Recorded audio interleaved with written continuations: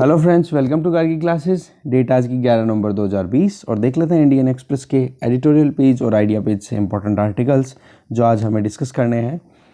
ये 3 आर्टिकल्स बिहार की पॉलिटिक्स से रिलेटेड है, क्योंकि अभी आपको पता है कि एनडीए की गवर्नमेंट बनने जा रही है वहाँ पे, और जो मेजॉरिटी है वो मेजॉरिटी मार्क में देखोगे तो एनडीए, जिसमें जेडीयू नीतीश कुमार की पार्टी प्लस में बीजेपी और अलाइड जो भी थे, उनको ज़्यादा सीट्स मिली है। आउट ऑफ 243 125 सीट्स इन्होंने जीत ली है।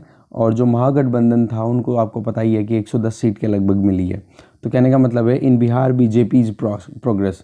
अभी तक क्या था कि बीजेपी हमेशा से पिछले 15 सालों में आप देखोगे, पिछले 3 टेन्योर में देखें, नीतीश कुमार जब 15 सालों तक लगातार एनडीए की गवर्नमेंट के तौर पे, जीत के तौर पे एक तरीके से सीएम बन के रहे हैं, तो वहाँ पर बीजेपी हमेशा से छोटा भाई बन के रही है। अब की बार बीजेपी के पास में सीटें ज़्यादा है जेडीयू के कंपैरिजन में, इसलिए बीजेपी की प्रोग्रेस के बारे में बता रहे हैं यहाँ पे। स्पार्क ऑफ होप, ये भी वहीं की, ये बिल्कुल काम का नहीं है, ये भी बिल्कुल काम का नहीं है, क्योंकि बिहार की पॉलिटिक्स से रिलेटेड है कि तेजस्वी यादव का किस तरीके से एक इमेज क्रिएट हुई है, एक आशा की किरण दिखाई देती है उनमें, वो चीज़ है बिहार ऑफ द फ्यूचर। इसमें लास्ट वाला पैराग्राफ देखेंगे, बाकी ऊपर वाला पॉलिटिक्स है, बिल्कुल काम का नहीं है, ठीक है।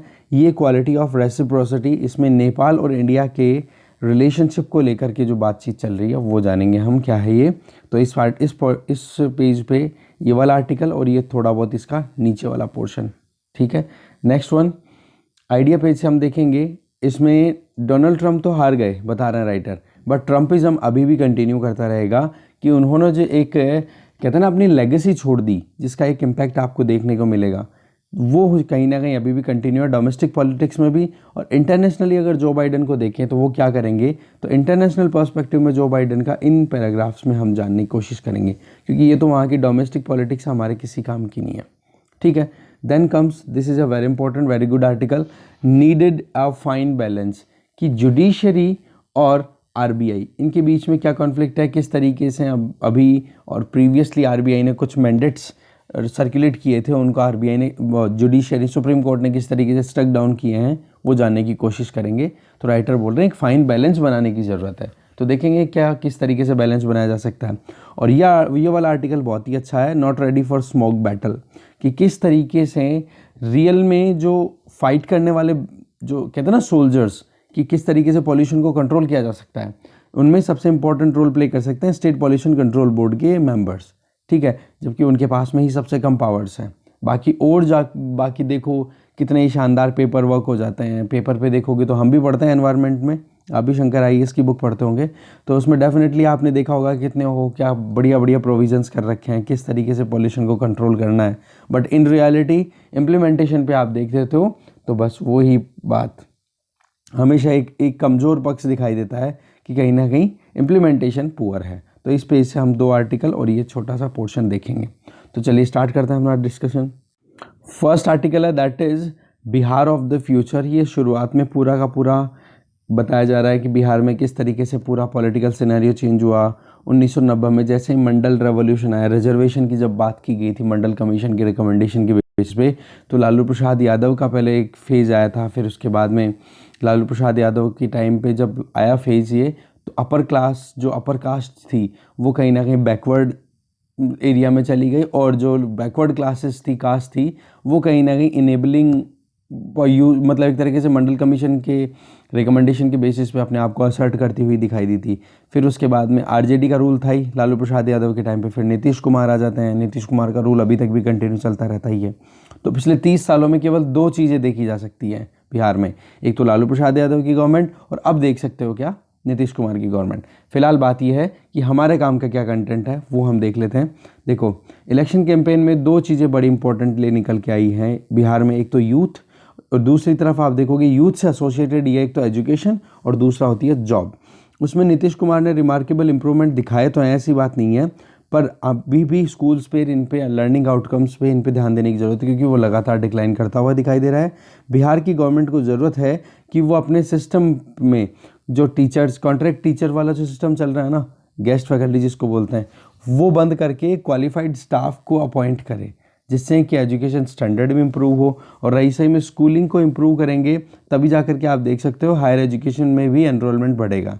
अगर हम ऑल इंडिया हायर एजुकेशन सर्वे के हिसाब से देखें, आयुष के अकॉर्डिंग, तो बिहार में ग्रोस एनरोलमेंट रेशियो जो है वो 13.6% ही है हायर एजुकेशन की बात की जाए, जो कि पूरे देश में सबसे कम है।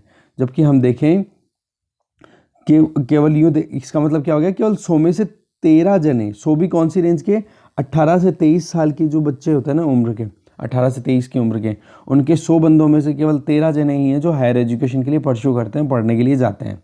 जबकि नेशनल एवरेज क्या है, 26.3%, मतलब हाफ है बिहार का। आप देखो खुद, नेशनल 26.3 है तो बिहार का केवल 13% ही है, तो बहुत ही कम हम बोल सकते हैं। अभी इश्यूज़ क्या रहे हैं, पढ़ाई रही है, कमाई रही है, सिंचाई रही है, दवाई रही है, ये कैंपेन में हमेशा से हाईलाइटेड रहे। अब बात वही है कि इन सारी प्रायोरिटीज़ पे ध्यान देने की ज़रूरत है, और फॉलोड बाई जॉब, जिससे कि जॉब क्रिएशन किया जा सके। Okay, then comes next article, quality of reciprocity. अभी हमारे जो आर्मी चीफ हैं जनरल मनोज मुकुंद नरवणे, इनका अभी नेपाल में विजिट है, अभी इस मंथ हुआ। तो आप देख सकते हो कि कितने दिनों तक इंडिया और नेपाल के बीच में एक कहते हैं ना बिटर रिलेशनशिप चलती रही थी, जिसमें काला पानी वाले, लिपू लेक वाले और लिम्फायादुरा वाले रीजन को, वो ट्रायंगल जो बताया था, उस ट्रायंगल को लेकर के कहीं ना कहीं प्रॉब्लम चलती रही है। तो उन सारी जो एक तरीके से रिश्ते में जो कड़वाहट आई थी, उसको कहीं ना कहीं थोड़ा बहुत शांत करने में ये जो विज़िट है ना हमारे आर्मी चीफ की, ये बहुत ही सही है और सही टाइम पे हुई है। और आप देख सकते हो कि जिस तरीके से ये जो बिटर रिलेशनशिप बनी थी इंडिया और नेपाल की, उसमें मेन जो एक कहता है ना कोर क्या था, दैट वाज द मैप। ठीक है, जिसमें क्या किया था नेपाल की गवर्नमेंट ने, हो क्या रहा था प्रीवियसली कि इंडियन गवर्नमेंट और नेपाल की गवर्नमेंट के बीच में बातचीत चल रही थी कि भाई जल्दी से जल्दी बैठ करके और बॉर्डर डिस्प्यूट को हम सॉर्ट आउट कर देंगे, इस प्रॉब्लम को रिजॉल्व कर देंगे। बट हुआ क्या कि नेपाल जैसे ही करने वाले थे तो पहले तो इलेक्शंस, मतलब कुछ इंस्टेबिलिटी आ गई, फिर कोरोना आउटब्रेक आ गया था। कोरोना आउटब्रेक आने के बाद में फिर इंडियन गवर्नमेंट ने बोला कि पहले ये कोरोना का सेटलमेंट हो जाए, फिर उसके बाद में देख लेते हैं। तो उसी बीच में नेपाल थोड़ा सा एक तरीके से कहता है ना डोमेस्टिक पॉलिटिक्स ज़्यादा हावी हो गई थी। जो KPS ओली हैं नेपाल के प्राइम मिनिस्टर, उन पर प्रेशर बनना शुरू हो गया। तो इस वजह से उन्होंने फिर बाद में जल्दबाजी में, या फिर कह सकते हैं कि उन्होंने फिर अपनी पार्लियामेंट में एक रेजोल्यूशन लेकर के आए और मैप को खुद को एडिट किया। क्योंकि हमारा जब जम्मू कश्मीर से रिलेटेड जो मैप डिक्लेयर किया गया था ना, उसमें क्या है, इन तीनों रीजन्स को जो कि डिस्प्यूटेड रहे हैं इंडिया और नेपाल के बीच में, इनको इंडिया ने अपना खुद का पार्ट दिखा दिया। ठीक है, तो इस चीज़ को लेकर के नेपाल की जनता में भी कहीं ना कहीं एक गुस्सा था, तो गवर्नमेंट के ऊपर भी प्रेशर था कि भाई आप इस तरीके से इंडिया के छोटे भाई बन के क्यों रहोगे। और ऐसे ही में आपको पता भी है कि चाइना की डोमिनेंस नेपाल में उस टाइम पे लगातार बढ़ती जा रही है, और अभी भी कहीं ना कहीं है, ऐसी बात नहीं है। तो कह सकते हैं कि चाइना ने इनडायरेक्टली अपना एक कार्ड प्ले किया। दूसरी तरफ इंडिया ने इस चीज़ को इतना सीरियस नहीं लिया कि बोला ठीक है पहले एक बार कोविड-19 को टैकल कर लेते हैं, फिर उसके बाद में मीटिंग कर लेंगे। तो ऐसे क्या हो गया, दोनों कंट्रीज़ के बीच में थोड़ी ज़्यादा ही रस्सी खिंचब हो गया ना, टग ऑफ वॉर हो गया एक दूसरे की तरफ। और इसमें फिर बाद में नेपाल की पार्लियामेंट ने एक बिल पारित किया, और उस बिल में क्या था कि नया जो मैप है उसके बेसिस पे ये क्लियर कर दिया कि काला पानी, लिपू लेक और लिम्फायादुरा ये जो हैं अब नेपाल का हिस्सा बता दिए, बिल्कुल क्लियरली, मतलब नेपाल के मैप में डिमार्केट कर दिए।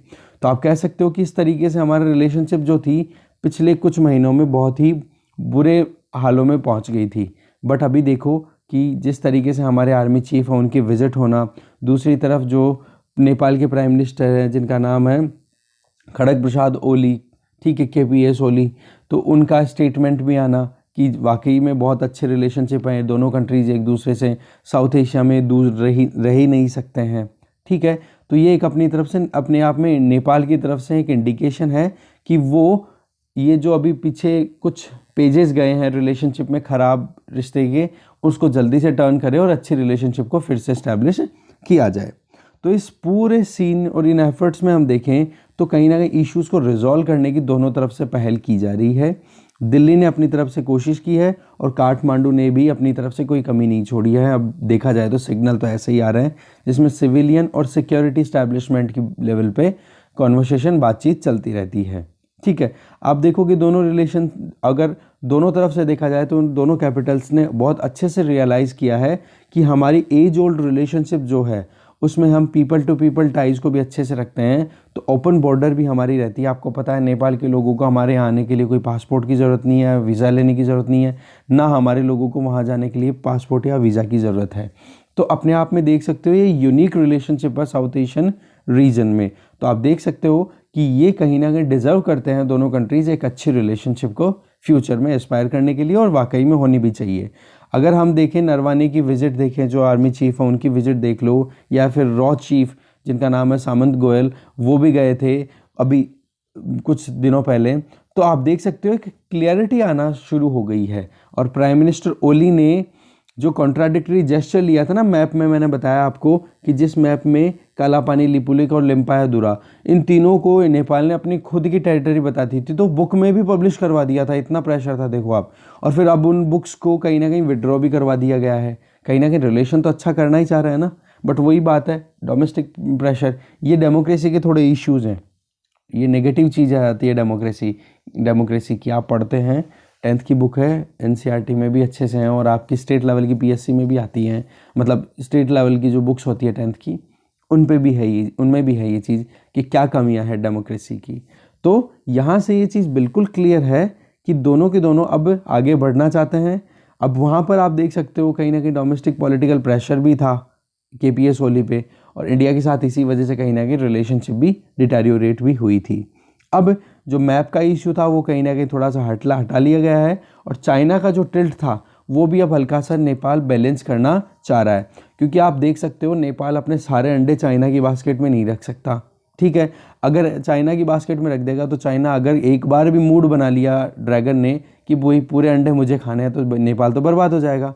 तो कह सकते हो कि अभी नेपाल में भी एक वेव सी चल पड़ी है कि भाई दिल्ली जो है ना, ये एक वाइटल ऑप्शन है अपने आप में, क्योंकि चाइना की अकेले की डोमिनेंस ने तो बाकी कंट्रीज़ के हाल ख़राब कर दिए, चाहे कोई से भी उठा के देख लो। तो इसलिए कहीं ना कहीं चाइना को काउंटर करने के लिए भी कहीं ना कहीं दिल्ली, मतलब जो इंडिया है, वो अपने आप में इंपॉर्टेंट रोल प्ले कर रहा है।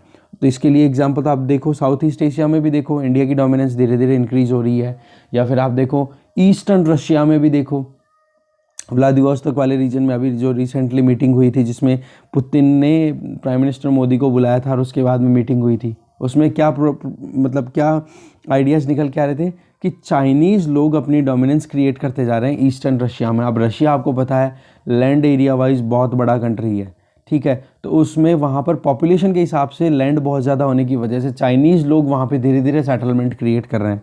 तो इंडिया से एक्सपेक्टेशन ये लगाई जाती है कि चाइना को कहीं ना कहीं इंडिया जो है मैन पावर में तो डेफिनेटली काउंटर कर ही सकता है, समझ गए। तो वह बस वही बात है कि केवल कहने का मतलब चाइना पे डिपेंडेंट कोई भी कंट्री नहीं रहना चाहता। इसी वजह से कहीं ना कहीं आप नेपाल, अच्छा आपने बहुत सारी न्यूज़ भी देखी होगी कि नेपाल के एक गांव को चाइना ने हड़प भी लिया, तो वो सारी चीज़ें कहीं ना कहीं कंसर्निंग है नेपाल के लिए। तो इस तरीके से आप देखोगे अपकमिंग डेज में Nepal India boundary working group एक साथ बैठेगा और फिर जॉइंट सर्वे किया जाएगा बॉर्डर पे। फिर बाद में दोनों कंट्रीज़ के बीच में आप देख सकते हो जो कि एक समर ऑफ डिसकंटेंट था, दोनों के बीच में एक खींचातान चल रही थी, तो वो कहीं ना कहीं थोड़ी बहुत कम होती हुई दिखाई दे सकती है, ठीक है। नेक्स्ट आर्टिकल देखते हैं। नेक्स्ट आर्टिकल है कि ट्रंप तो हार गए बट ट्रंप का जो ट्रंपिज़म था वो नहीं आ रहा है। अभी क्या है डोमेस्टिक पॉलिटिक्स के बारे में तो ये सारे के सारे पैराग्राफ आप देख लेना कि किस तरीके से पूरा माहौल बना है, डिवीज़न रहा सोसाइटी में, ट्रंप को हराया गया वहाँ की मीडिया के द्वारा, बट फिर भी ट्रंप ने बहुत अच्छे से कंटेस्ट किया। वो सारी चीज़ें हैं वो हमारे काम की है नहीं। हम देख लेते हैं ट्रंप का क्या सिनेरियो रहा इंटरनेशनली और इंडिया को लेकर के, और अब जो बाइडेन जब प्रेसिडेंट बन गए तो क्या इफेक्ट रहेगा, कुछ नए क्या डेवलपमेंट्स रह सकते हैं, तो ये तो डिस्कस करने लायक है नहीं। तो देखो ट्रंप का जो अमेरिका था ना, उसने अंडरमाइन किया था वेस्टर्न अलायंस को, जिसको नेटो बोला जाता है, या फिर अपन बोल सकते हैं जो वेस्टर्न कंट्रीज़ के साथ में डेमोक्रेसीज़ के बीच में एक अलायंस था उसको। क्योंकि सीधा ट्रंप ने एक ही कहा था कि भाई western European countries you have to take your own responsibility for your own security. Simple सी बात है, आप खुद अपनी सिक्योरिटी के लिए अपनी रिस्पॉन्सिबिलिटी हाथ में लो, ठीक है। अब दूसरी तरफ आप देखो चाहे चाइना का कोई भी, हाँ बस वो बात ठीक है कि इतना ज़्यादा प्रेशर भी नहीं बनाया, कहते थे ट्रंप, पर इसका मतलब ये नहीं था कि उन्होंने प्रेशर बनाया कि आपको करना ही पड़ेगा, क्योंकि चाइना कहीं ना कहीं अपनी असर्शन को लगातार बनाया जा रहा था। तो अपने अलायंस को भी तोड़ना नहीं चाहते थे ट्रंप, बट एक इंडिपेंडेंसी भी लाना चाह रहे थे कि भाई सारी की सारी रिस्पॉन्सिबिलिटी आप यूएसए पे नहीं डाल सकते। दूसरी तरफ जो बाइडन जो है उनकी प्रेसिडेंसी में आप देख सकते हो वो कहीं ना कहीं प्री ऑक्यूपाइड डोमेस्टिकली जो भी इश्यूज थे उन पे ध्यान देंगे, वेस्टर्न अलायंस को भी रिस्टोर करने की कोशिश करेंगे और चाइना के साथ में भी कहीं ना कहीं आप देख सकते हो टैकल करने की कोशिश करेंगे, क्योंकि चाइना की एम्बिशंस बहुत ज़्यादा हैं। तो बाइडन जो है वो कहीं ना कहीं विलिंग टू स्ट्राइक तो हैं, स्ट्राइक तो करना चाहते हैं, बट इस चीज़ से डरते हैं कहीं मेरे चोट ना लग जाए। तो यार इस तरीके की अगर पॉलिसी से बाइडन अगर चलेंगे तो इसमें तो आप देख सकते हो इंटरनेशनल प्लेटफॉर्म्स में जहाँ जहाँ चाइना अपने आप को असर्ट करके रखता है वहाँ वहाँ यूएसए डिफेंसिव खेलता दिखाई देगा। ट्रंप ने तो सीधी बातें की थी, चाइनीज़ वायरस जो भी कुछ कहना था उनको, ट्रेड वॉर करना। तो इसमें यहाँ पर राइटर एक ही चीज़ बोल रहे हैं, बोला पाकिस्तान और टर्की जैसे जो इंटरनेशनली रॉग स्टेट्स है ना उनको स्पेस बहुत ज़्यादा मिलेगा। एक तो क्योंकि चाइना जो है वो अपनी डोमिनेंस क्रिएट करने में लगा हुआ है। बाइडन की लीडरशिप में अगर अमेरिका थोड़ा सा भी डिफेंसिव होता है तो इनको तो स्पेस मिलेगा। ये फिर पॉलिटिकल इश्यूज़ में रिलीजियस इश्यूज़ को पहले घुसेड़ेंगे, समझ गए। इसी तरीके से हम देखें तो डोनाल्ड ट्रंप की अगर बात करें तो उनके टाइम पे हमारे यहाँ पर सिटीजनशिप अमेंडमेंट एक्ट आया, कश्मीर इशू भी आया, इंडिया के मुस्लिम्स को कहीं ना कहीं टेंशन में ज़्यादा देखा गया। तो एक तरफ तो पाकिस्तान और चाइना के बीच में एक्सेस देखी जा रही है और दूसरी तरफ आप देख सकते हो अमेरिका जो है वो धीरे धीरे अपने आप को समेटने की कोशिश कर रहा है। कहने का मतलब ट्रम्पिज्म का इफेक्ट देखो आप, ट्रंप ने क्या कहा था कि भाई अमेरिका फर्स्ट, ठीक है। जैसे आत्मनिर्भर भारत की बात है नरेंद्र मोदी प्राइम मिनिस्टर हमारे जो हैं उन्होंने किया, तो वही तरीके की बात आप देख सकते हो कि अमेरिका सेल्फ सफिशिएंसी या कहीं ना कहीं अपने आप को समेटने की कोशिश कर रहा है।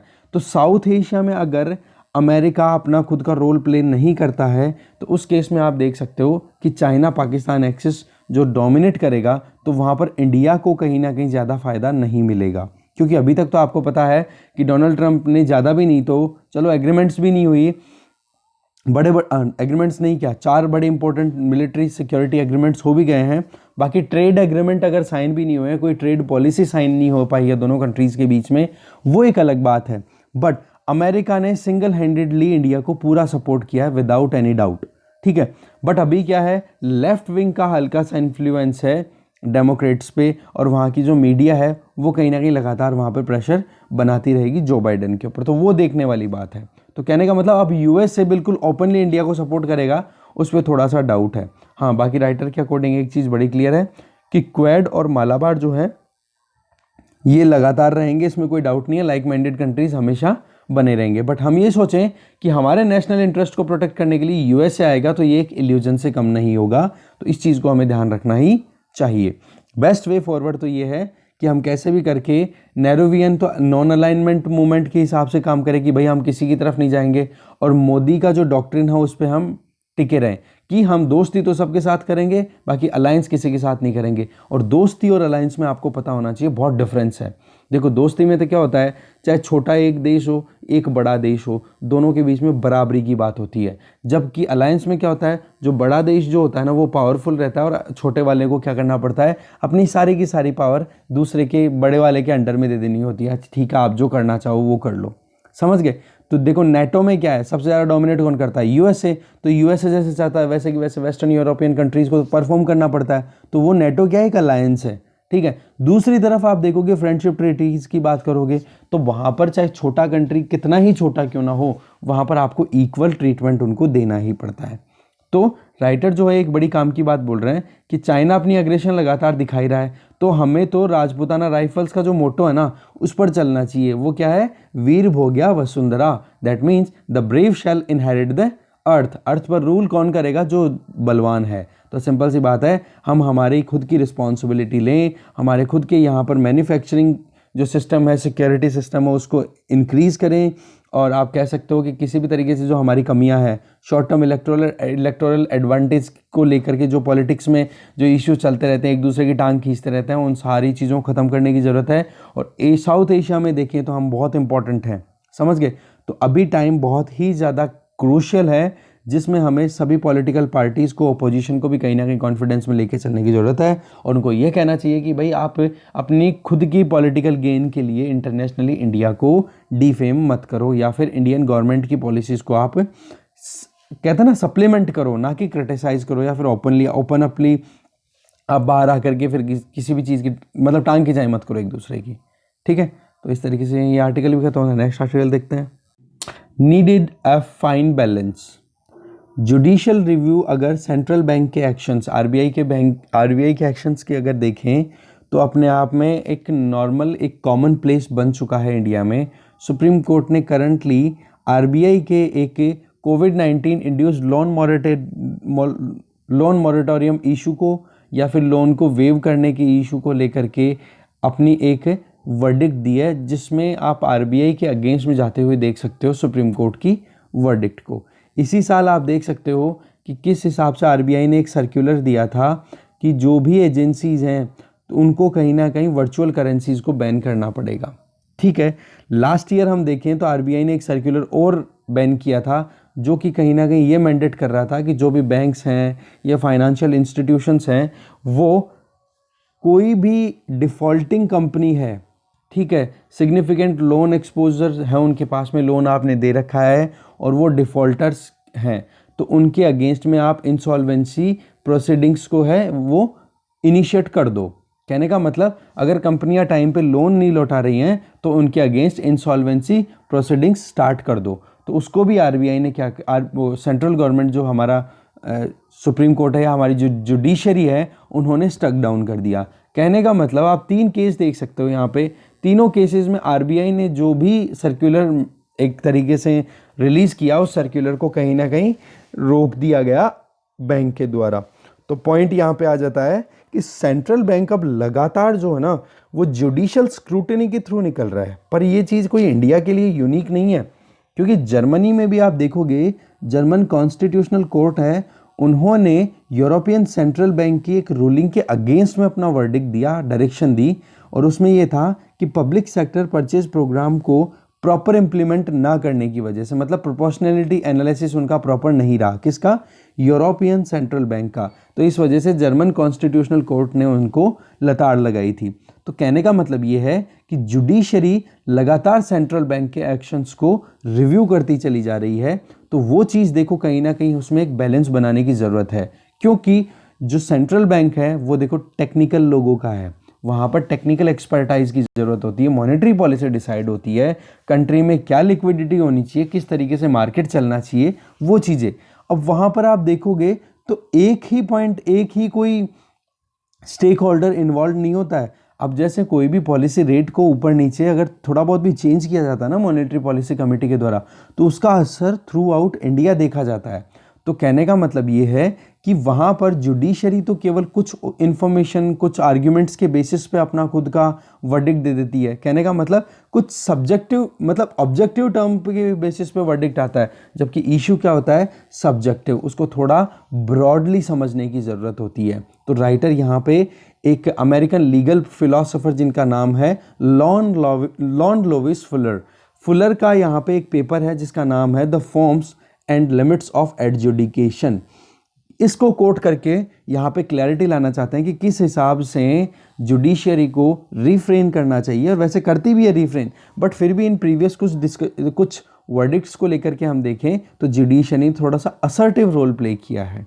क्योंकि फुलर ने जो अपना जो पेपर दिया था ना, उसमें क्या कहा था, इसकी सेंट्रल थीसिस ये थी कि आप एडवर्शियल एडजुडिकेशन से थोड़ा दूर रहो, और पर्टिकुलरली उनसे एटलीस्ट जो कि पॉलीसेंट्रिक प्रॉब्लम्स है। पॉलीसेंट्रिक का मतलब यहाँ पे कंपेयर किया जा रहा है स्पाइडर वेब से, मकड़ी का जाल। आप देखोगे मकड़ी का जाल किस तरीके से बनता है, इस तरीके से बना हुआ रहता है, ठीक है। अब इसमें आप देखो कि एक यहाँ पे है स्टेक होल्डर, एक यहाँ पे है, दीवार में इस तरीके से वो टाई करती है। अब अगर एक भी हिस्सा आप काट देते हो तो फिर इधर से क्या हो जाएगा, ये नीचे लटक जाएगा। कहने का मतलब इनबैलेंस आ गया। बस वही चीज़ है कि जुडिशरी तो कुछ एक आर्ग्यूमेंट्स को ही देखती है, ज़्यादा दिमाग नहीं लगाती है। बस एडजुडिकेट कर दिया जाता है। तो उसकी वजह से तो आप देख सकते हो फिर उसके रेपरकशंस कितने आते हैं, बहुत ही ज़्यादा कॉम्प्लेक्स आते हैं। इसका मैं छोटा सा एग्जांपल आपको देता हूँ कि 2017 में सुप्रीम कोर्ट ने एक ऑर्डर डिक्लेयर किया कि भाई आप अब से नेशनल हाईवेज़ के आसपास में कोई भी शराब का ठेका या शराब की शॉप नहीं होनी चाहिए। तो ठीक है, इससे बोला एक्सीडेंट बहुत ज़्यादा होते हैं, हो गए, बंद कर दिया गया। उस सर्कुलर का, उस ऑर्डर का इतने साइड इफ़ेक्ट आए, अनएम्प्लॉयमेंट आ गया, लोगों के पास रोज़गार ही नहीं रहा। फिर बाद में सुप्रीम कोर्ट ने बाद में उस ऑर्डर को विड्रॉ कर लिया कि बोले ठीक है हम विड्रॉ करते हैं हमारे खुद के वर्डिक्ट को। क्योंकि आप देख सकते हो, आपने सुप्रीम कोर्ट ने किस बेसिस पे वर्डिक्ट दिया कि बोले रोड एक्सीडेंट्स कम करना है। आपने रोड एक्सीडेंट पे तो ध्यान दे लिया, बाकी वहाँ पे रोजगार कितने लोगों को मिल रहा है और कितना फ़ायदा होता है वहाँ पर पूरे सिस्टम को, वो चीज़ें आपने नहीं देखी। क्योंकि टैक्स भी तो मिलता है गवर्नमेंट को। फिर कहने का मतलब हर तरीके, अब सुप्रीम कोर्ट क्या होता है, कुछ आर्ग्यूमेंट, कुछ इश्यूज, कुछ उस पर्टिकुलर इशू को कहीं ना कहीं एक सिंगल एंगल से देखते हैं। जबकि आप देख सकते हो हम बात क्या करें, पॉलीसेंट्रिसिटी की, बहुत सारे इश्यूज वहाँ पर, बहुत सारे स्टेक होल्डर्स वहाँ पे इन्वॉल्व होते हैं। अच्छा, फिर आगे सबसे बड़ी बात क्या निकल के आती है कि सुप्रीम कोर्ट अपना अगर वर्डिक्ट दे देता है, कोई एडजुडिकेशन दे देता है, तो आपको पता है फिर बाद में वो उसी को फॉलो करना शुरू कर देते हैं। तो आगे फिर लॉन्ग टर्म तक वो अपना इफेक्ट दिखाता रहता है। तो यहाँ पर सबसे इंपॉर्टेंट चीज़ है कि अगर कोई डिस्प्यूट सबमिट किया जा रहा है एडजुडिकेशन के लिए, तो वहाँ पर पॉलीसेंट्रिसिटी को हमें कंसिडर करने की ज़रूरत है। क्योंकि अगर कोई भी जुडिशियल वर्डिक्ट आ जाता है तो उसका ऑकवर्ड एक प्रेसिडेंट वो फिट कर देता है कि भाई अभी हमने जो वर्डिक्ट दे दिया उसका असर फिर आने वाली जितनी भी रूलिंग्स होगी उन पे फिर असर दिखाई देता है। ठीक है ना। तो कहने का मतलब ये है कि सुप्रीम कोर्ट को इन चीज़ों से खुद को दूर रखना चाहिए। दूसरा, हम अगर देखें पॉलीसेंट्रिक एलिमेंट्स की बात करें तो वो देखो बहुत ही सिग्निफिकेंट होते हैं। हर एक पिलर अपने आप में इंपॉर्टेंट है और वो प्रीडोमिनेंटली अपना रोल भी प्ले करते हैं। तो वहाँ पर कहीं ना कहीं एडजुडिकेशन की कुछ लिमिट्स होनी चाहिए। बात यही यार, लास्ट में यही बात बोलते हैं राइटर भी कि भाई कैसे भी करके सेंट्रल बैंक जो है ना वो टेक्नोक्रेट्स का इंस्टीट्यूशन है। वहाँ पर आप हर चीज़ को एक एंगल से नहीं देख सकते हो। ठीक है, बहुत सारी चीज़ों को कंसिडर करके फिर आगे बढ़ा जाता है। अगर एक तरफ तो सेंट्रल बैंक है, अब थोड़ा एक एग्जांपल और बता रहा हूँ कि हाईली पॉलीसेंट्रिसिटी कैसे आती है। सेंट्रल बैंक है तो उन्होंने कुछ वर्डिक्ट दिया या कुछ अपना कुछ ऑर्डर निकाला और उसको जुडिशियल रिव्यू के बेसिस पे अगर जो हमारा सेंट्रल कोर्ट है वो कहीं ना कहीं उसको डिफाई कर रहा है या फिर उसको डिक्लाइन कर देता है, तो यहाँ पर राइटर एक चीज़ बोल रहे हैं कि मॉनेटरी पॉलिसी का एक बार आप एग्जाम्पल लो कि किस तरीके से मॉनेटरी पॉलिसी डिफाइन की जाती है, जिसमें कि शॉर्ट टर्म इंटरेस्ट को ध्यान में रख के देखा जाता है कि क्या डिमांड है, क्या सप्लाई है, कितनी मनी इकोनॉमी में सर्कुलेट हो रही है। इन सारी चीज़ों को आप देखोगे तो इकोनॉमी में वो इकोनॉमिक एक्टिविटीज़ को भी इफेक्ट करती है, तो इन्फ्लेशन को भी कहीं ना कहीं इफेक्ट करती है। अब अगर जुडिशियल रिव्यू इसको सप्लीमेंट करे तो ठीक है, बट अगर उसको बिल्कुल ही ओवरहोल कर दे तो उस केस में क्या होती है कि आपको और ज़्यादा रेपरकशंस का सामना करना पड़ता है। क्योंकि उससे आप देखोगे मॉनेटरी पॉलिसी ने कुछ भी इंटरेस्ट रेट डिसाइड की है ना, तो वो बहुत सारे इश्यूज़ को ध्यान में रख के फिर करते हैं। और जबकि सुप्रीम कोर्ट क्या देख के करेगा, एक पर्टिकुलर स्टेक होल्डर जिसने सुप्रीम कोर्ट में रेट लगा दी, एप्लीकेशन लगा दी, पिटीशन लगा दी, उसके बेसिस पे वो वर्डिक्ट दे देंगे। तो सिंगल बोरोवर नहीं, बहुत एक इंडिविजुअल सेवर्स या फिर जो भी मतलब बहुत पूरे स्टेक होल्डर्स पे वो इफेक्ट जाता है। तो कहने का मतलब ये है कि अफेक्टेड पार्टीज़ को हमें ढंग से, मतलब कोर्ट को ढंग से सुनना चाहिए और जो प्रोसेस है उस पर ज़्यादा ध्यान देना चाहिए, ना कि सब्सटेंस पे। पॉइंट यहाँ पे राइटर जो बोलना चाह रहे हैं दैट इज़ वेरी इंपॉर्टेंट कि भाई जुडिशियल रिव्यू जो है ना वो प्योरली प्रोसीजरल होना चाहिए। एटलीस्ट इन टेक्निकल इश्यूज़ को बात भी करे कि जिस तरीके से ये पेनल्टी लगाई जा रही है या फिर जो भी सर्कुलर आरबीआई डिक्लेयर कर रहा है उसका प्रोसेस तो ठीक है ना, कहीं कॉन्स्टिट्यूशनल प्रोविजंस को तो आरबीआई ने ब्रीच नहीं कर दिया है। तो देखो वहाँ पर जुडिशियल रिव्यू के बेसिस पे आप एडजुडिकेट करो आरबीआई के अगेंस्ट में जाके।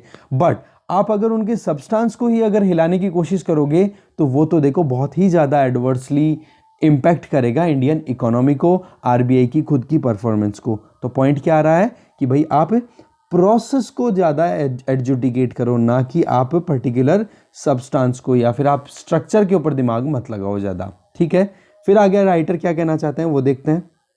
फिर राइटर बोल रहे हैं कि इस तरीके से पॉलीसेंट्रिक इश्यूज़ है ना, जैसे मॉनेटरी पॉलिसी जैसे इश्यूज़ हैं, इनसे मॉनेटरी पॉलिसी रेट से रिलेटेड कोई मैटर हो, तो बेटर ये रहेगा कि इनको कोर्ट से बाहर ही रिजॉल्व कर लिया जाए। अच्छा, फिर राइटर ये बोलना चाह रहे हैं कि इसका मतलब ये नहीं है कि कोई भी सेंट्रल बैंक का इशू जो है वो एडजुडिकेट नहीं किया जा सकता या उसका जुडिशियल रिव्यू नहीं होना चाहिए। जैसे कि अगर डिस्प्यूट है कि कोई पेक्यूनरी पेनल्टी लगाई जा रही है सेंट्रल बैंक के द्वारा रेगुलेटेड बैंक्स के ऊपर कि भाई आपको जितना कुछ कहा गया था उतना आपने जो फंड अपने पास में इकट्ठा रखना था या फिर रिजर्व में रखना था वो नहीं रखा, तो हम आप पे फाइन लगाते हैं। तो वहाँ पर देखो कहीं ना कहीं जुडिशियल रिव्यू आ सकता है। क्यों? क्योंकि यहाँ पर सेंट्रिसिटी की बजाय क्या चीज़ आ रही है, मेन बाई पार्टीज। ठीक है, एक तरफ आरबीआई है और दूसरी तरफ जो बैंक्स हैं वो। तो यहाँ पर आप देख सकते हो सेंट्रल बैंक जो है वो एक करेक्ट करने का काम कर सकता है। अब यहाँ पर भी वही चेक करे कि प्रोसीजर सही है या गलत है। तो कहने का मतलब अगर सेंट्रल बैंक करेक्ट है तो उस केस में सेंट्रल बैंक के हिसाब से चलो, अगर इनकरेक्ट है तो एडजुडिकेटर को कहीं ना कहीं सेंट्रल बैंक के हिसाब से आगे बात करनी चाहिए। सेंट्रल बैंक की डिसीजन को ओवरटर्न करवाए या फिर उसको मॉडिफाई करवाए, उसके लिए काम किया जा सकता है। कहने का मतलब पॉइंट ये आ गया, वो ही बात रिपीटेडली, कोई जहाँ पर भी पॉलीसेंट्रिसिटी आ रही है वहाँ पर आप एडजुडिकेशन को अवॉइड करो, कोर्ट को अवॉइड करो, बाहर ही उसको मैटर को सॉर्ट आउट करो। और अगर बाई पार्टीशन है या फिर कहीं पर भी प्रोसीजरल इशू है, तब जा कर के अगर कोर्ट अपना वर्डिक्ट देना चाहे, कोई भी डायरेक्शन देना चाहे, तो कोई प्रॉब्लम नहीं है। ठीक है, मेन चीज़ देखो, इसी चीज़ को घूम फिर के अलग अलग एंगल से बता रहे हैं राइटर।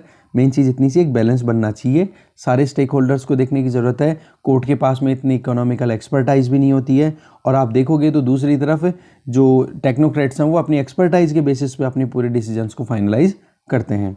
बाकी यही चीज़ें घुमा फिरा के अलग अलग वर्ड्स में बताए जा रहे हैं। ठीक है, और बाकी देख लेते हैं एक बार पॉलीसेंट्रिसिटी क्वेश्चन, बस वही चीज़ें और कुछ नया नहीं है। मैंने एक पूरा आपको जस्ट मतलब क्रक्स दे दिया है, आप एक बार इसकी रीडिंग मार देना। ठीक है, नेक्स्ट आर्टिकल देखते हैं। नेक्स्ट आर्टिकल है not ready for smog battle. Smog का मतलब आप जानते ही होंगे, स्मोक प्लस फॉग। ठीक है, अभी दिल्ली में जो प्रॉब्लम चली रही है उसकी, पोल्यूशन की, उसको लेकर के राइटर शुरुआत में बोले कि सरकारी दफ्तरों के इतने बुरे हाल हैं कि वहाँ पर A4 साइज़ पेपर, क्या मतलब कुछ भी एसेंशियल जो भी स्टेशनरी का आइटम चाहिए होता है वो भी उनके पास में टाइम पे नहीं मिलता है। चाहे वो सेंट्रल दिल्ली की बात कर लो, चाहे फरीदाबाद में कोई स्टेट गवर्नमेंट का कुछ ऑफिस हो उसकी बात कर लो। तो राइटर पॉइंट सीधा सा ये कर रहे हैं कि भाई साहब, पेपर पे तो बड़ी शानदार तरीके से आप बनाते हो इक्विपमेंट्स के बारे में, मतलब पेपर में तो आप देखोगे किसी भी इंस्टीट्यूशन के बारे में कि क्या एनविसाज किया है, कितना शानदार प्रोविजंस है, अब तो हमारा देश शानदार परफॉर्म करेगा। बट रियलिटी की जब बात आती है ना इम्प्लीमेंटेशन की, तो आप देख सकते हो बिल्कुल फिसड्डी है मामला, बहुत ही बुरा परफॉर्म करते हुए दिखाई देते हैं हमारे इंस्टीट्यूशंस।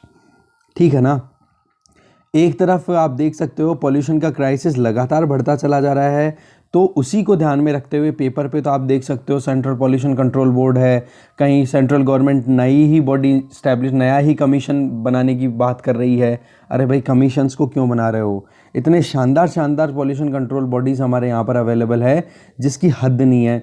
बट प्रॉब्लम कहाँ आ रही है? इम्प्लीमेंटेशन पे। इम्प्लीमेंटेशन बिल्कुल भी ढंग का नहीं है। हेल्थ इमरजेंसी लगातार बनती चली जा रही है इन इश्यूज़ को लेकर के। अब इनको अप्रिशिएशन तो मिल रहा है कि हाँ ठीक है, होना चाहिए, प्रॉब्लम ख़त्म होनी चाहिए, एयर पॉल्यूशन बहुत ज़्यादा हो रहा है, बट रियल में काम नहीं होता। आप देख सकते हो हेल्थ एलिमेंट्स भी बहुत होते हैं, अस्थमा, डायबिटीज़, कैंसर, ये नॉर्मल बीमारियां हो गई हैं, जिसमें एयर पॉल्यूशन तो बहुत ही ज़्यादा ग्रेव सिचुएशन में पहुंच चुका है। अब इस पर भी ध्यान कहाँ दिया जा रहा है? बोला स्टबल बर्निंग। अरे अकेला स्टबल बर्निंग थोड़े ना, ये मल्टी डिसिप्लिनरी अपने आप में कॉम्प्लेक्स इशू है जिसमें बहुत सारे कंट्रीब्यूटरी फैक्टर्स है, जैसे कि इंडस्ट्री हो गया, पावर जनरेशन हो गई, कंस्ट्रक्शन एक्टिविटीज़ हो गई, स्टबल बर्निंग हो गई, ट्रांसपोर्टेशन हो गया, सारी चीज़ें कहीं ना कहीं इन्वॉल्व है। तो एक चीज़ कहीं ना कहीं आप एक को सोल्यूशन में निकाल के लेके आओ, दैट डजंट मीन कि हाँ सोल्यूशन निकल जाएगा। सॉरी। तो इस पूरी प्रॉब्लम को ख़त्म करने के लिए देखो प्लेथोरा ऑफ रूल्स हैं, एक पूरा लबादा है रूल्स का, लॉज का, स्पेशलाइज्ड एजेंसीज का। पेपर पे तो है बट प्रॉब्लम कहाँ आ रही है? इम्प्लीमेंटेशन में। तो इसका मतलब ये क्या है? यही हमारी कमी है। ये जो वर्ड आया ना जिसका नाम है एक्यूलीज हील, ये है कमजोरी, दिस इज आवर वीकनेस। ठीक है, तो यहाँ पर जो मेन बैटल लड़ा जा सकता है वो है फुट सोल्जर्स, मतलब जो पैरों पे चलने वाले, जो ग्राउंड रियलिटीज़ को जानते हैं, जो वाकई में इन पॉल्यूशन क्रिएटर्स को जानते हैं, उनको टैकल करने वाले हैं, वो है state pollution control boards. But उनके पास में आप देखोगे लीगल बैटल, उनके पास में इतना स्पेस नहीं है। आप देखोगे चारों तरफ अगर देखो तो ग्राउंड रियलिटी को जानता कौन है जी? जो असली मशीनरी जो रियलिटी में ग्राउंड मतलब कहते हैं ना, छोटे ऑफिसेज में काम करते हैं। एक तरफ आप देखोगे सेंट्रल पॉल्यूशन कंट्रोल बोर्ड, उनके पास में फंडिंग अच्छी आती है, रिसोर्सेज अच्छे हैं, स्टाफ पूरा है। और दूसरी तरफ आप देखोगे स्टेट पॉल्यूशन कंट्रोल बोर्ड, जो वाकई में इस पॉल्यूशन के प्रॉब्लम को ख़त्म कर सकते हैं। उनके पास में ना तो रिसोर्सेज हैं, ना एडिक्वेट उनके पास में स्पेशलाइजेशन है, ना स्किल्स उनके पास में अवेलेबल है। कहने का मतलब जॉब वो एफिशिएंटली कंडक्ट कर ही नहीं सकते इन टूल्स की कमी की वजह से। तो इन प्रॉब्लम को हमें ख़त्म करने की ज़रूरत है। तो स्टेट पॉल्यूशन कंट्रोल बोर्ड के जो ऑफिसर्स हैं ना, उनको कहीं ना कहीं हमें एम्पावर करने की ज़रूरत है, क्योंकि उनको पता है कहाँ पे इंफ्रास्ट्रक्चर चल रहा है, कहाँ पर ये ट्रांसपोर्टेशन की एक्टिविटी हो रही है। ग्राउंड रियलिटी को सेंटर में बैठा हुआ नहीं जान सकते, डिसेंट्रलाइजेशन तो आना ही चाहिए। तो स्टबल बर्निंग को कैसे कंट्रोल किया जा सकता है, कौन से रीजन के फार्मर्स ज़्यादा एक्टिव हैं, कहाँ पे नहीं है। तो आप देखोगे स्टेट पॉल्यूशन कंट्रोल बोर्ड के ऑफिसर्स के ऊपर बर्डन ज़्यादा, ओवर बर्डनड है, अंडर स्टाफ्ड है। ठीक है, रही सही में आप देखोगे तो स्ट्रक्चरल इश्यूज़ को भी हम यहाँ पे एड्रेस करें तो 5 तरीके के स्ट्रक्चरल इश्यूज़ का सामना करते हुए दिखाई देते हैं, जिसमें सबसे पहला जो है, ये लिख लेना आप, कि critical shortage of staff in most of the state pollution control boards. ज़्यादातर स्टेट पॉल्यूशन कंट्रोल बोर्ड्स में स्टाफ की कमी है। इसका एग्जाम्पल ये शायद हरियाणा से बिलोंग करते हैं दोनों राइटर्स, मैंने देखा नहीं, एक बार मैं बता देता हूँ आपको, क्योंकि हाँ, Haryana state pollution control board से ही बिलोंग करते हैं ये दोनों।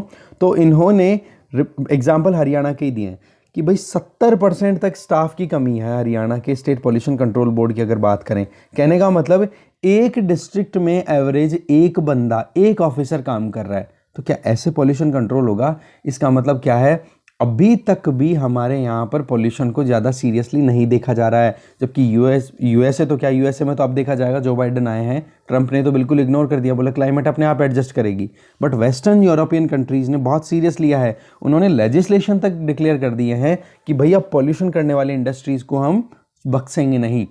दूसरी तरफ आप देखोगे एनजीटी ने भी special environment surveillance task force appoint किया है, तो उनकी ड्यूटीज़ भी अब इन्हीं के ऊपर डाली हुई है। कहने का मतलब ब्यूरोक्रेटिक हर्डल भी लगातार, ओवरबर्डन भी ज़्यादा होते जा रहे हैं, शॉर्टेज ऑफ सबॉर्डिनेट्स की भी कमी है। तो आप इस वजह से आप देखोगे केवल पेपर वर्क तो ज़बरदस्त तरीके से हो रहा है, बट ग्राउंड रियलिटी में जब देखें ना, तो पॉल्यूशन कंट्रोल के ऊपर कोई काम नहीं है, कोई ब्रेक थ्रू नहीं मिल रहा। पहला क्लियर है वो point. Then comes second one. तो सेकंड वन है कि जो ऑफिसर्स है ना स्टेट पॉल्यूशन कंट्रोल बोर्ड में, उनको अपनी खुद की स्पेशलाइजेशन डेवलप करने का मौका ही नहीं मिलता, क्योंकि सेंट्रल पॉल्यूशन कंट्रोल बोर्ड जो है, उनके पास में रोबस्ट लेबोरेटरीज़ हैं, साइंटिस्ट होते हैं यहाँ पे, और उनको पर्टिकुलर एरिया, जैसे कि यहाँ पे एग्जांपल दिया जा रहा है बायोमेडिकल वेस्ट या हैजार्डस वेस्ट या एयर क्वालिटी मैनेजमेंट, ऐसे फील्ड्स में उनको ट्रेनिंग दिलाई जाती है, उनको वहाँ पर एक्सपर्टाइज मिलती है। दूसरी तरफ स्टेट पॉल्यूशन कंट्रोल बोर्ड में क्या देखोगे, ये इस तरीके के स्ट्रेटिफाइड सिस्टम नहीं है, ना तो लेबोरेटरीज़ हैं, ना साइंटिस्ट हैं, ना उनको कोई ट्रेनिंग दी जाती है। कहने का मतलब एक इम्पॉसिबल सी सिचुएशन बन जाती है कि स्टेट पॉल्यूशन कंट्रोल बोर्ड के ऑफिसर्स अपने एक्सपर्टाइज को गेन कर सकें, एक्सेल कर सकें इन एरियाज़ में। उनको क्या जनरल बना के छोड़ दिया। अब जनरल तो जनरल है, कितने इश्यूज़ पे ध्यान देगा जब तक आप एनवायरनमेंट के हिसाब से नहीं चलोगे। अभी डिमांड क्या है, ग्लोबल वार्मिंग, क्लाइमेट चेंज, कितने बड़े इश्यूज़ निकल के आ रहे हैं। तो इन चीज़ों को टैकल करने के लिए स्टेट पॉल्यूशन कंट्रोल बोर्ड को तो देखो स्ट्रॉन्ग करना ही पड़ेगा। तीसरा इश्यू जो स्टेट पॉल्यूशन कंट्रोल बोर्ड सामना करते हैं, प्रॉब्लम आती है इनको, वो है लीगल स्किल की कमी। क्योंकि जो पॉल्यूटर्स हैं ना, जैसे हमारे आप जैसे लोग, मेरे जैसे लोग, हम जिस तरीके से पॉल्यूशन बढ़ाते हैं, तो उन पर लगाम लगाने के लिए उनके पास में लीगल एक्सपर्टाइज नहीं है, लीगल सेल भी अवेलेबल नहीं है स्टेट पॉल्यूशन कंट्रोल बोर्ड्स में कि कोई अगर नोटिस भेज सके, भाई आपके यहाँ से पॉल्यूशन ज़्यादा हो रहा है, आपके यहाँ पे कंस्ट्रक्शन एक्टिविटी ज़्यादा हो रही है, बट आपने कोई अच्छे से इनको जो डस्ट पार्टिकल्स हैं इनको रोका नहीं है। मतलब किसी भी तरीके से लीगली इनकैपेबल हैं, इनके पास में प्रॉपर मशीनरी नहीं है। अब सेंट्रल पॉल्यूशन कंट्रोल बोर्ड की बात करोगे तो वहाँ पर तो पब्लिक प्रोसिक्यूटर्स उनको मिलते हैं, पब्लिक के वकील मिलते हैं डिस्ट्रिक्ट लेवल पे, जबकि यहाँ पर आप देखोगे तो इनके पास में बहुत ही कम मशीनरी है, मतलब लीगली भी ये हैंडीकैप्ड है, आप देख लो खुद। ठीक है, फिर बात आती है फोर्थ पॉइंट की कि इनके पास फंडिंग की बहुत कमी है, अंडर फंडेड है। समझ गए? Central pollution control board Haryana का एग्जाम्पल फिर से दे रहे हैं कि नो ऑब्जेक्शन सर्टिफिकेट और कंसेंट टू ऑपरेट, इनकी बात भी अगर की जाए ना कि नो ऑब्जेक्शन सर्टिफिकेट और नो ये कंसेंट टू ऑपरेट की कोई नई फैक्ट्री लगाना चाह रहा है तो उसको एनओसी लेनी पड़ती है ना कि हाँ भाई पॉल्यूशन नहीं कर रहे हैं हम लोग ऐसा करके, तो उससे वो रेवेन्यू इकट्ठा करते हैं, ना कि उनको फंडिंग मिलती है बजट से, मतलब बजटरी एलोकेशन नहीं मिलता है। तो ये तो वाकई में एक पार्शियलिटी भी हो गई और एक जो हमारा टारगेट है पॉल्यूशन को कंट्रोल करने का उसमें झूठ बोलना भी हो गया एक तरीके से। साथ में लास्ट में एक पॉइंट और आता है, दैट इज़ कि स्टेट पॉल्यूशन कंट्रोल बोर्ड के ऑफिशियल्स है ना, उनको आप रिस्पॉन्सिबिलिटी लगातार बढ़ाए जा रहे हो। मतलब ये हो गई जिन रिस्पॉन्सिबिलिटी को कोई और टैकल कर सकता है वो अनरिलेटेड रिस्पॉन्सिबिलिटीज़ भी स्टेट पॉल्यूशन कंट्रोल बोर्ड के ऑफिशियल्स को मिल रही है। तो आप देख सकते हो कि किस तरीके से स्टाफ की कमी, ओवरबर्डन और किस तरीके से सारी की सारी अनफंडेड जो मशीनरी है वो काम नहीं कर पाती। ठीक है, तो इन पे हमें ध्यान देने की ज़रूरत है, अगर नहीं किया गया तो काम टाइम पे नहीं होगा और ये प्रॉब्लम चलती ही रहेगी।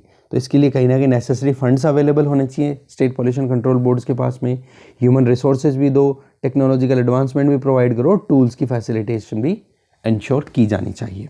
ठीक है, तो इस तरीके से डिस्कशन यही खत्म होता है। Thank you very much for watching this video.